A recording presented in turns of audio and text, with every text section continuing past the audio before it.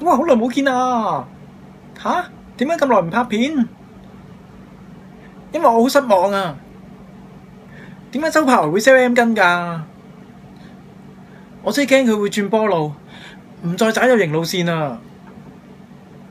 但係睇下佢隻 M 巾又幾型㗎喎，但係點解咁大嚿嘅？不過硬係覺得唔應該揾周柏豪 sell M 巾㗎。嗱，如果我係女仔，我最想嘅梗係唔會係周柏豪俾塊 M 巾我啦，都唔係叫佢幫我攬，最想嘅就梗係佢令到我唔使嚟 M 啦，即係唔使用 M 巾咯。我反而覺得周柏豪好適合做其他嘢嘅代言，例如家計會嗰個生仔宣傳，3-5個又點可能夠呢？如果你老公係周柏豪，到時真係有排都唔使嚟 M 啊！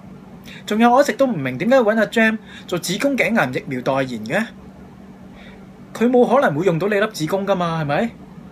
咁你又點會珍惜粒子宮走去注射疫苗呢？嗱，揾周柏豪就唔同啦，佢有機會用到你粒子宮，雖然好微，但係咁樣你先會珍惜粒子宮走去注射噶嘛。正當我拍完呢條片上網揾呢張 poster 嘅時候，你睇下，原來男人都會有子宮頸癌噶，所以揾阿 Jam 做代言其實係冇問題噶，但係你都要加翻個柏豪，周嗰個。